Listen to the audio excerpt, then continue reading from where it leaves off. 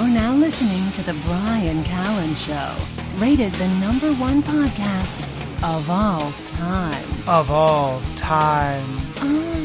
Make sure you're ready, because this is the podcast where you are guaranteed to learn virtually everything. Yeah, well, this is the Bryan Callen Show. I've got Tom Segura. Segura has a what is that? What kind Spanish. Of it's a Spanish name. That's Segura. why you have such a Spanish look to you.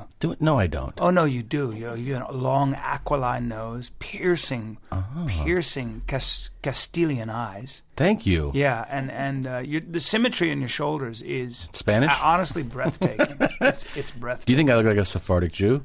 You look exactly like a Spanish Sephardic Jew. Yeah. Segura were a famous family of Spanish rabbis until they were forced to convert. You know your history. Yeah, by the Christians. I remember this. Or was it the Muslims? Both of them. It was both. The Muslims, then the Christians, and then they were forced to convert.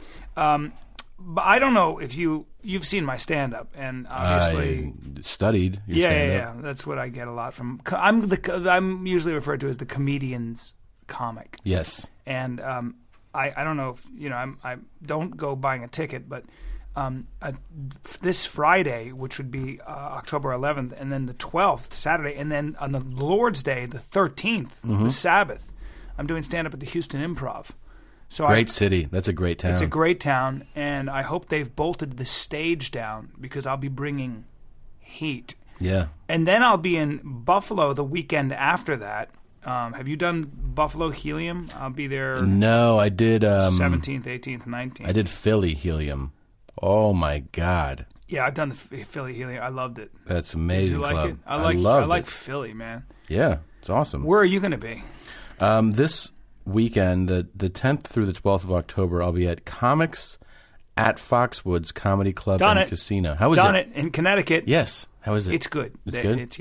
It's a casino in the middle of a forest. How's the casino? Is it a nice venue? Is it a nice casino? I mean, it's, I think so. The room? How's I'm not the hotel crazy room? about casinos. I know. I don't like being in one place where I can't go anywhere, but it certainly is. Good restaurants in the casino? Yeah. There's a steak place there. I ate some steak. I met some friends from high school there.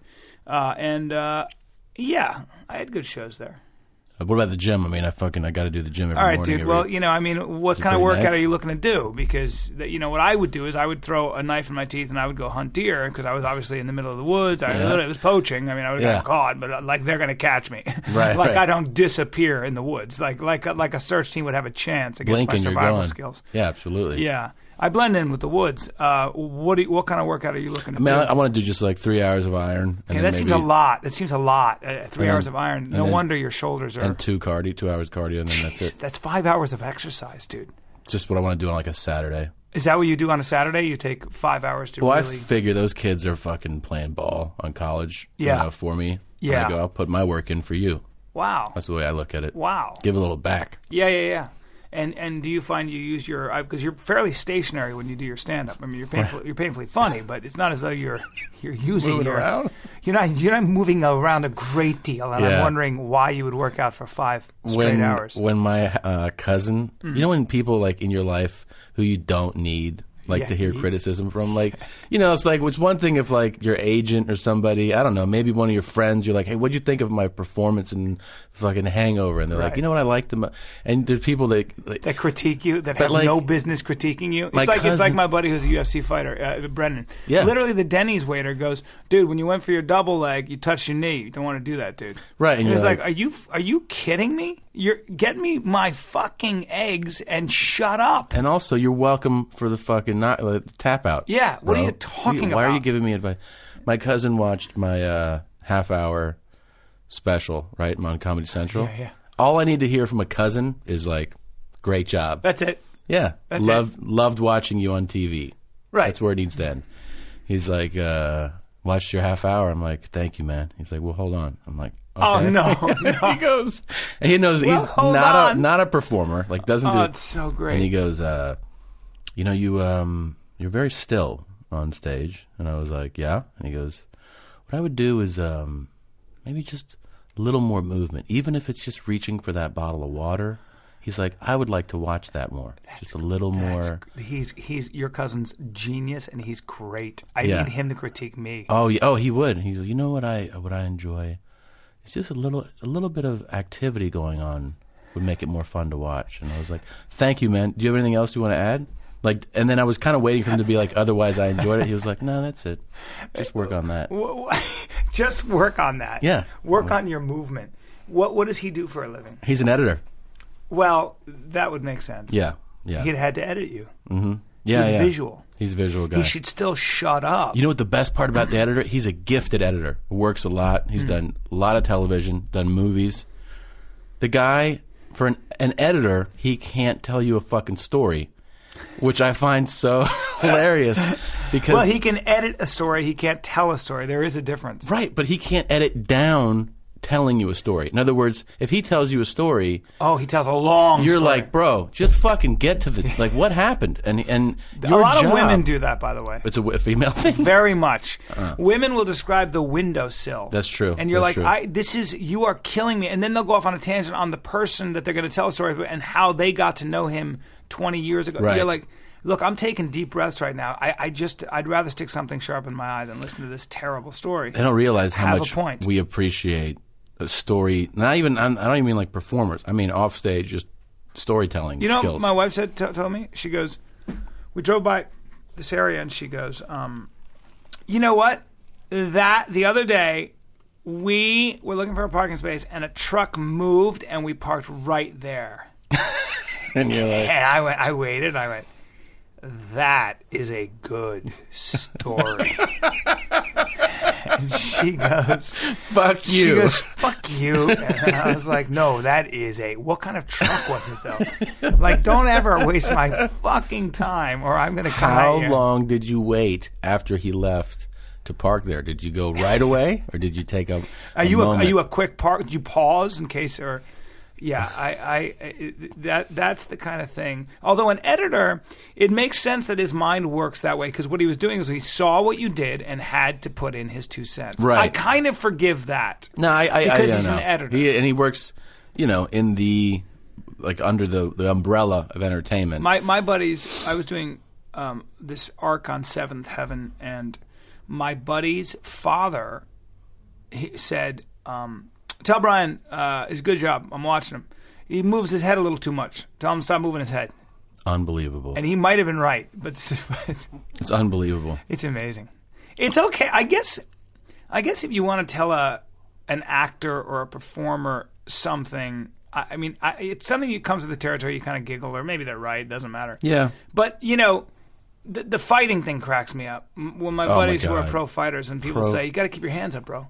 Hey, dude, you've never been in a ring, never put on a glove. What the fuck are you talking about? What are you talking about? But everybody wants to feel like they can contribute. They That's also, life. They also, they do that especially with team sports too. Basketball, football. Yeah, you go on Twitter and they're you need to fucking post up a little bit more in the paint. It's like, I think Coach will handle that this week. I don't know if I've even done that I've done that with Chad Pennington of the Jets, who I loved as a quarterback, who was always getting hurt. And he got wrecked so well, much. He was such a promising athlete. But I would always say, I'd be like, dude, you got to have a faster release. You're floating that ball. You're just floating it. Yeah. And, that's almost part of the fun of watching sports. It is. I can't, but I always think it's funny. That. They all know the that. guys got to fucking laugh when they open their Twitter and they're like, oh, fucking... Cardio 221 just tweeted me that I need to fucking lower my hips when I wrap up on these tackles, whatever it's called. Like it's Stop just being an arm tackler. Yeah, and you're like, thanks, pal. I think that's a form of bonding among men. It is, right? It's almost like that. That's what guys do when a girl walks in and they'll critique her. Meanwhile, you're looking at the guys going, dude, you haven't eaten a vegetable in 10 years. You shut up. Look, you're a horror show, and that girl's a 7.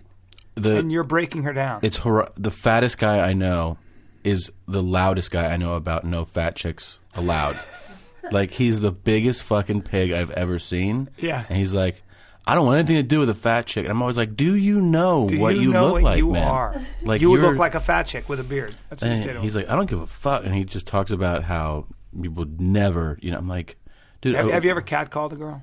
Have I what? Have you ever catcalled a chick from a car? Nah, it's not really my... No, I don't. I know you're a decent human being. I can't ever see Tom Segura catcalling. I was with my friends. I've never done it either. I don't like that stuff because I just feel like I'm being a bully. I don't want to scare the girl, you know? I know. And also, I'm just not a scumbag. But I was with a really great guy. I didn't know him well, but he's friends with Artie Lange, and he's a great guy, and he's a really, really kind person. Mm-hmm. And I think I'll say his name. His name is Deech. He's a great guy. But it cracked me up because I was with Artie and Deech and this is 20 years ago in New York City. And Deech is the kindest human being in the world. He really is.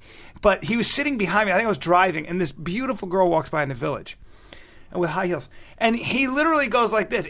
In my ear, I didn't even realize, I got so startled, I just hear him go, "All day with you! All day! All day with you! Jesus. With you!" And he was trying to be complimentary. He just meant like she's beautiful. She got so, the two of us went, like, what the fuck? Like, his voice was so aggressive and loud, and he's kind of a big, handsome Italian kid.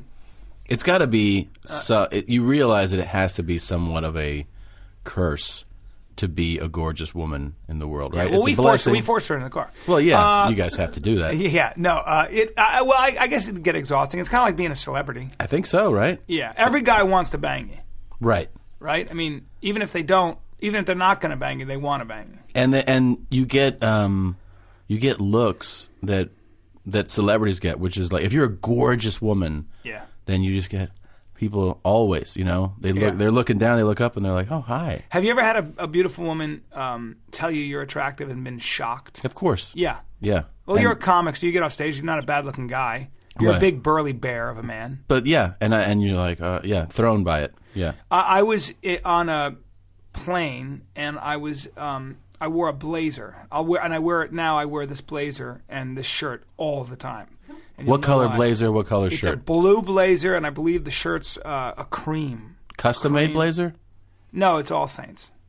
It's what? It's All Saints. But my shoulders carry anything beautifully, as you know. You look like you need bespoke, though. I mean, those are some cuts and curves in there I don't see on most guys. My lower extremities, my legs, my ass, it just is obscene the way it pops out. It's so athletic. I mean, I have the ass of a high jumper, an Olympic high jumper. Yeah. And to say nothing of my well-developed quads and my calves. My calves are Popeye calves. I was studying all that in Toronto. Yeah. Watching you move. Yeah, and then you have the same problem as me. You don't move on stage. Yeah, that's exactly right. I stay very, very still. I would never rob the masses of my movement because I am harmony. I am supple. I am like Mercury. And that's not me. That's the New York Times. Yeah. But my waist is tiny. Anyway, but the point is, I'm on a plane. Yeah, if you're on a plane, I slept most of the way. Mm-hmm. And then I get up and I go to the bathroom a couple of times, and there are these two very attractive stewardesses. And I noticed one of them had let her hair down. She was like this Spanish beauty, and I was like, geez, I was kind of looking, but not trying to be a creep. But I was like, gee whiz, these girls are, what the hell are they doing being, I mean, it's like they could model. Flight attendants. Yeah. What is this, 1963? Exactly. Where are your cellophane dresses, honey? Let me get a scotch and soda, please, with some shaved ice. And as I was getting off, by the way, I'm flying coach. I'm not like you. I don't fly first class. I'm flying coach. Jesus Christ. And as I get off, she grabs my arm. Whoa. And she says, "I just want you to know that all of us have a total crush on you. And we've been talking about you all flight." And I went, and you know what I said? I was like, oh. I was like, I'm so flattered. I'm married. Too bad. Yeah. And everybody was waiting. She stopped the line. And then I was the first time I was actually I was a little embarrassed, which usually I wouldn't be. Usually I don't know how to handle compliments like that. Not like that I get them all the time, but the times that I have, I'm like, You're a shy man. Yeah, and I'm saying even like when I was single, yeah, and I got hit on, and that's a perfect thing to go into. Yeah. The big compliment would throw me off. Well, I felt guilty as hell when I was banging both of them. Right there on the plane? No, later that night. Oh, later that night. Yeah, I just felt guilty, not because I was doing it, but I just didn't use a condom, and they're pregnant now. But the point is this: pause. Anyway, you don't think they'd recognize you though, and that's why they had a crush on you? that recognize I you? don't know. Yeah, but Can probably. I tell you what I think probably. a big part of that is? What? I think a big part of By that. the way, I didn't have sex with him. I'm kidding, everybody. You're a very handsome man, but I don't think it's just that. I dyed my beard. We'll get to that. We'll get to that. Yeah. But I think a big part of it is, in this day and age, there is no longer really that much of a culture of dressing well. Like That's that, true. it was used to be That's what I almost think. mandatory. That's right. And seeing a guy who's not in a business meeting suit and But who stylish. stylish, it Yeah. stands out. You go overseas, my God, when I was in London, walking down the street, I was pausing and turning my head at every dude walking around in Yeah. these crazy I know. style. It looks great. awesome. I Every guy know. looks like $1 million. I there. wish I had a lifestyle sometimes where I had to dress that way. I think about it all the time. Yeah, because you and I look at this. We showed up in fucking t-shirts Of course. and jeans. Yeah. And I'm in Crocs. How great would we look in fucking suits right now? We should be in suits. In fact, I'm going to make it mandatory for any guest to come to my podcast to be Wear a in suit. a bespoke You know you'd be looking. suit. Don't act like you wouldn't be charmed by our suits. Rena Marie would. Yeah. I would be. For Yeah, sure. see? Our lovely engineer, Rena Marie Villano. I like Europe is a place I've always fantasized. I actually have a fantasy of being, as I look in the mirror, it's funny, as you get older, you go, well, this is the best looking I'm going to be. And Right. and tomorrow's going to be a little less, and then the next day, it's Fades. all downhill, Yeah. and it's okay. I dyed my beard, just to see what it would look like, and I have to say, I still got it. The kid has still got it. I still, no wonder they still call The me great the kid. guy has still got it. Okay, that's your nickname for me, the Yeah, great guy. the great guy. I appreciate that. But I have a It looks fantasy good. of being I just did it. My buddy Anthony told me to do it. He goes, dye your beard. How'd you do it? You went and got I use that for men only. And which brown did you pick? Dark brown. Does it work or no? It looks good. Yeah. Yeah. It took me 5 minutes. I was like, all right. Do you I'll put try it everywhere? Is that how you do Yeah, it? yeah. I just did. I just combed it in, and then I washed it off.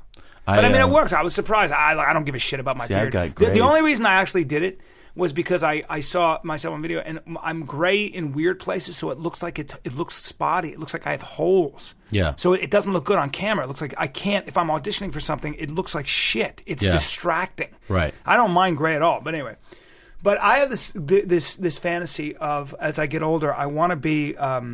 I want to smoke a pipe. I want to wear tweed jackets. Mm-hmm. I want to sit and read leather-bound books, and I want to tell stories to my grandchildren. These are all good. Yeah, and I want a dog. I think I want a shepherd. I want a big German shepherd. Big German a well-trained German shepherd. A dog that means business. Yeah. You can pet. A dog you can release in a playground because the dog understands to differentiate. You understand? I'll speak this way as well, I think. I think as I get older, my voice, and as I become more and more educated, I think I'll probably speak. Not really as though I'm from England, but certainly educated from the Northeast. You could wrap me up in any conversation. Thank you very much. That was my really friend. good. I want to appreciate sit that. around a fire. You have a good voice. Do you do voiceovers? No. Why? Mm-mm. I don't know. There's a real purr, a real resonance. There it is.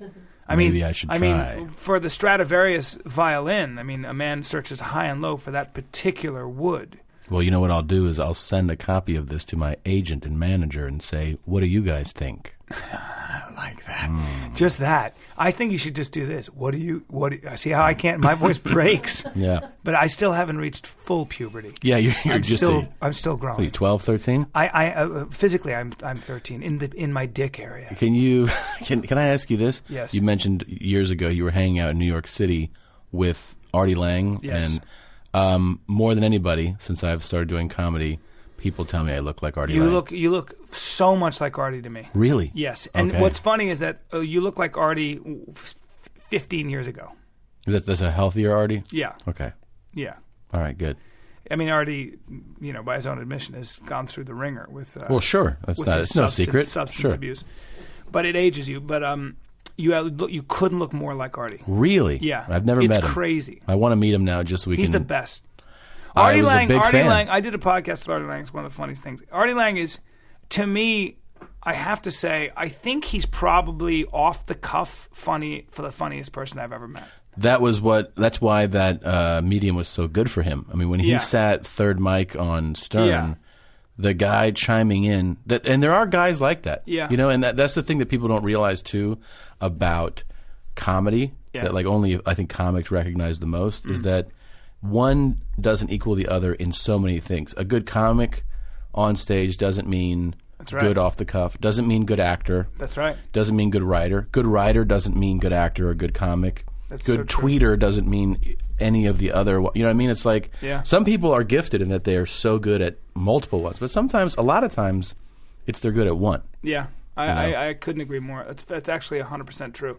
I think because it takes so much to get really good at one thing. I think that's right? it. True. I mean, yes. You know, I think I hope that I'm able to be not just a comic, and I'm happy with where I'm going with my stand-up, but I hope I can write a great script. Yeah, that's my goal. I'm in the same boat as you. Have you read The Anatomy of Story? No, you told me to. Well, I just read had that. him on the podcast. Oh, you did? Oh man, he's going to be on. I don't know. I think you're going to air and then he'll air. But John Truby is. He's kind of astounding. He was a philosophy major in college. He's made a fortune as a script doctor. He is, the man. I mean, I think he's the guy that you go to when he speaks all over the world.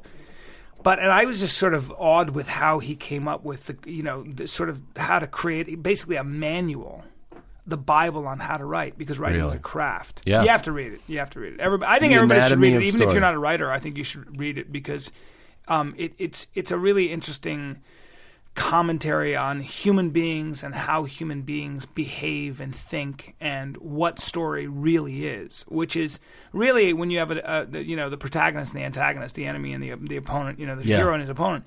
It's really an argument. It's really a moral argument for how for how one should behave in the world. The bad guy says might makes right usually, and the good guy says something to the effect of no, you've got to be kind to others and put yourself last. I mean, that's the classic archetype, kind of thing with, Star Wars, for example, the original myths. And stories are variations on those kinds of themes. But the way he breaks stuff down, like he just talks about how a human being, certainly a hero, has a desire. Mm-hmm. You desire something, and you desire the girl. But in the end, you actually have a very different need. So most of what we as human beings have, a desire. This town's full of people who have a desire for fame and money. Right. They don't need that. They need something else. Right. They're chasing that. They're climbing that wall. And when they get to the top of that wall, hopefully they realize, oh no, I don't like the view up here, or this was the wrong wall. Mm-hmm. I gotta actually, what I've needed has been here all along. That's kind of the idea. I mean, and I think that resonates. I think it resonates with us in metaphorical form.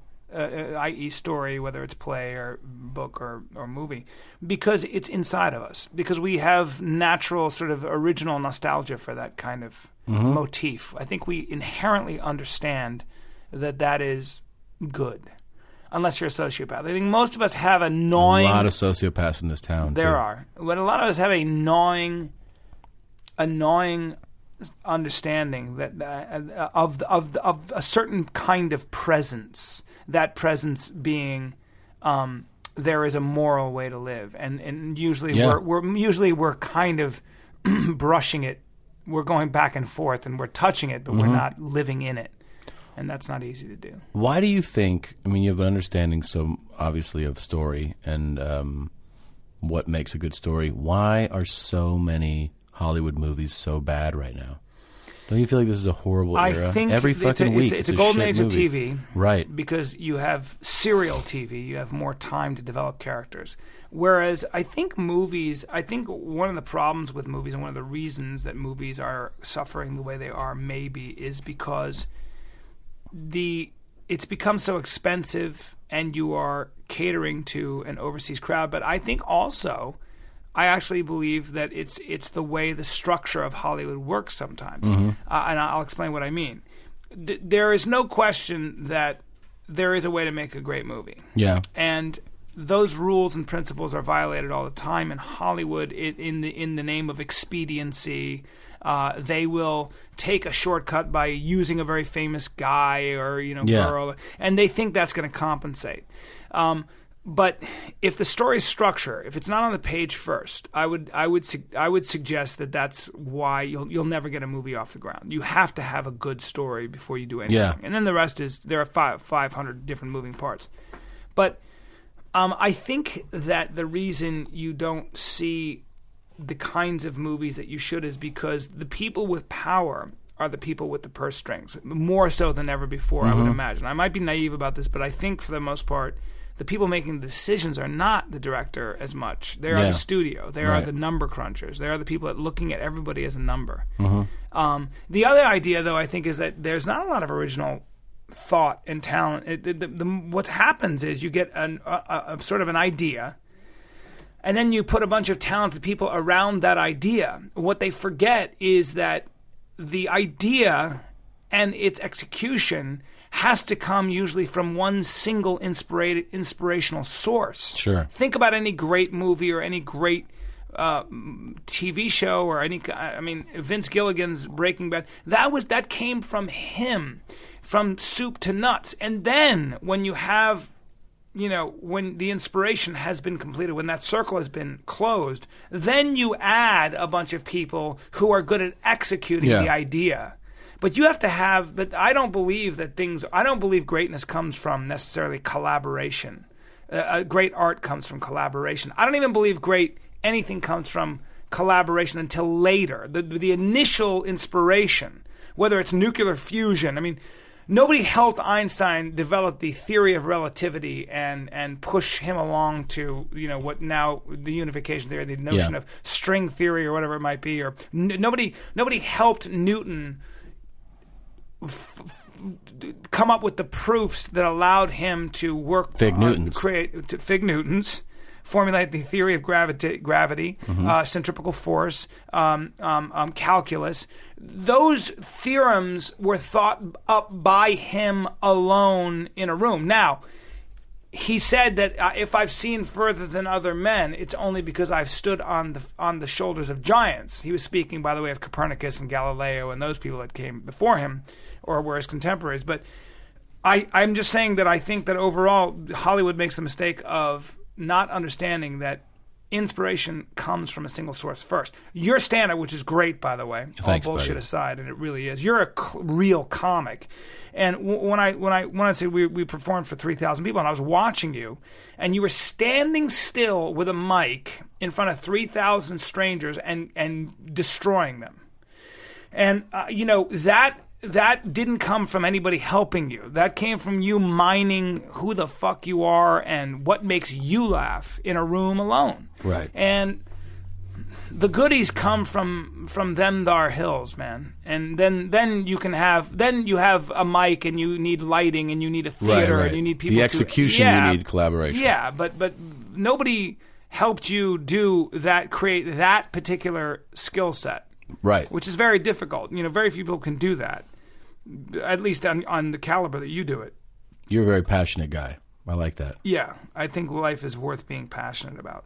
I think if you're bored about life, you're a dum-dum. Yeah. And hopefully this podcast, I swear to God, the idea behind it is, it's not going to get me rich, but the idea of this podcast is to figure out a way to create my own pocket of inspiration for people who are younger. I do a podcast twice a week with my wife, which is like I love that you do that with your bread wife. and butter. Yeah, so awesome. It's called Your Mom's House, right? And it's silly, and the entire goal of that show is just the intent is to make people laugh. The show is done. It's with audio drops, and it's just really, of course. Oh yeah, it's Dude, silliness. I love that. It's so much fun. But on top of that, I realized that I love talking about football. So I created a second podcast where every week I just get somebody on the phone. Like I had Lorenzo Neal and Bill Burr call in, right? And we just talk about football. And then I put it out there just like not to make money, it's just because I realize I enjoy talking about football. It doesn't fit the other show that I have going on, so I just did it. This is like what I do with the 10-Minute Podcast or The Fighter and the Kid with Brennan Schaub. It's like, we're on Fox and I guess it's doing really well, but for the most part, we just started because I wanted to talk about fighting. Sure. I love it. Yeah. I love talking about football. What is your Who's your team? Well, I'm a bigger college fan than I am an NFL fan, and I'm a Florida State fan, and they're having a great year so far. Big game in 2 weeks versus Clemson. What's your call on Tebow? Is he going to be? I mean, I think he's got offers. But a lot for being a tight end. I think if he sticks to his guns about demanding that he has to play quarterback, which is his dream and what he wants to do, I feel like it's not going to happen. He's not going to get picked up. Why? Why is it so hard for Tim Tebow to play quarterback in the NFL? He's such a big, strong guy with such a great attitude and such a work ethic. Is it that hard to change your throw? It is that hard. Not that many people can do it. The big criticism of his throw is the mechanics of it. Just he telegraphs where he's throwing. Yeah. And you can't give up. I mean, the window is so much smaller in the pros. And then that's the one thing that's so different. Now, I will say in his defense, he did go on a run when he was in Denver starting. He won games. That was before Denver and before those defenses figured him out. Right? Yeah, I mean, what I'm saying is that I think you have the measurables and you can say that his throwing motion is this and he might not be this and that, and you go, that's what's wrong. But there is something to be said in all sports, whether you're talking about MMA stuff or you're talking about baseball or football or basketball. The guy is a proven winner. I mean, people love him in the locker room. They love him on the field. He's a great guy from what I hear. Everybody My buddy loves Brennan's him. a good friend. Oh, really? Yeah, and Brennan Brennan defends it, man. Brennan likes him so much that if you say anything about Tim, even that he's not going to play quarterback in the NFL, Brennan will jump to his defense. Really? I mean, he elicits that. You can't help but love the guy, apparently. I think everybody that comes in contact with the guy feels that way. I still think he's not going to play any more quarterback. It's such a bummer. I know. He could be H-back. He could be a fullback. He could be... Well, that's what they're talking about making him. But isn't that a whole different position? Isn't that hard It's a completely different position. But the guy, he's a beast. He's one of the guys. Brennan, big Brennan is. Yeah. Tebow's stronger than Brennan. Absolutely. When Tim Tebow was at University of Florida and their starting Heisman Trophy winning quarterback, they had to tell him to stop bench pressing because he was getting so swollen, and they were scared, A, that he might injure himself, but B, they're like, we don't need you to bench 440. You don't need it. You're a quarterback. And but he trucked people. I mean, he would absolutely... he just moves huge amounts of weight. He's and a handsome son of a bitch. Handsome son of a bitch. And if that dude wants to put his hand in the dirt and play tight end or fullback, I bet you he could do it. He's a good enough athlete. He's a good enough athlete. Absolutely. That much of a workhorse. I just don't think it's going to happen for him. Quarterback. I just don't think it's going to happen. But, I Isn't definitely wish crazy? him... It is crazy. I mean, when Belichick, when they brought him into the tryouts or in training camp and he didn't make it. It's which I didn't realize. I don't know that much about football. I'm not a homer. He went to the school that that I hate the most. That's right. Because I'm a Florida State fan.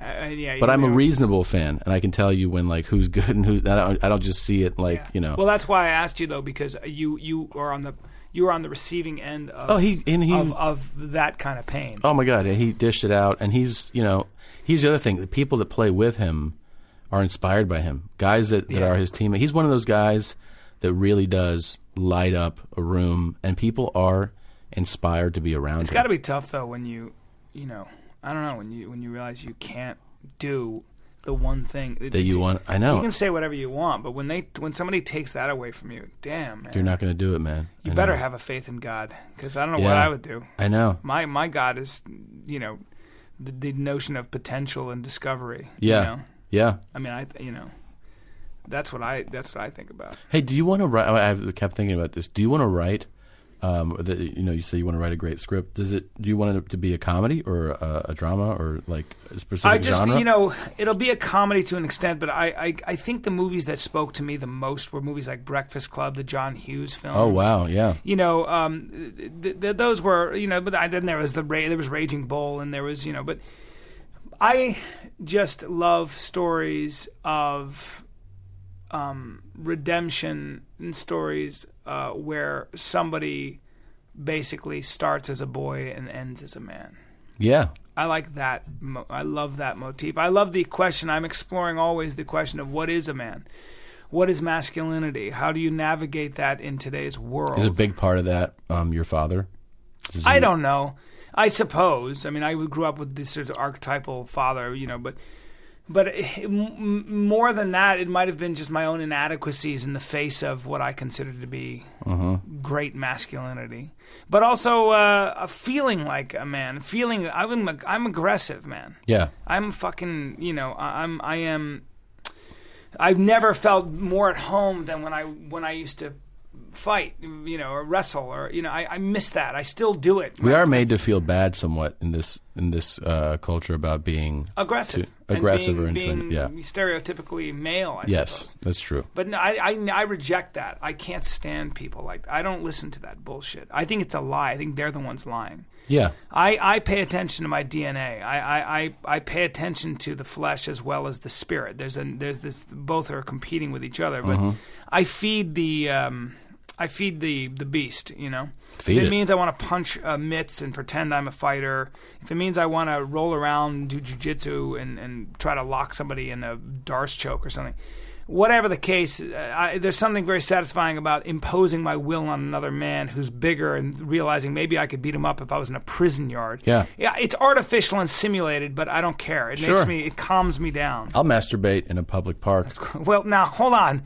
Now you just took a turn there. I'm saying because I'm a man and I'll do what I want, and I'll do it on a man who's eating a sandwich. No. I'm gonna have to ask you. I'm gonna have to ask you to not use that as an example. It's a perfect example. No, it's exactly in line with what you were just saying. But it's not. No, I feel like you really made a left turn here. What are you talking about? Well, that's illegal, and also no, it's not. You want to masturbate on a man eating a sandwich. You're being the enemy of masculinity. I'm a guy. I'm in the park. Yeah. I feel like releasing myself on somebody eating a sandwich. Yeah, but do you know the guy? No, of course not. Well, you can't just come on a sandwich eater. I'm a bigger man than him. I can do what I want to him. That is outrageous. It's sexual misconduct, and I'm putting it lightly, and you're just going to walk up and just dump on him? See, you're the problem. No, I'm not the problem. Yes, you can't just come on guys who are eating a sandwich. You can't come on guys, period, unless it's consensual. You're the problem with society today, trying to tell guys when and who and why they should not come on somebody. No, that's not what I was talking about, man. I may have misunderstood you. You did misunderstand me. You're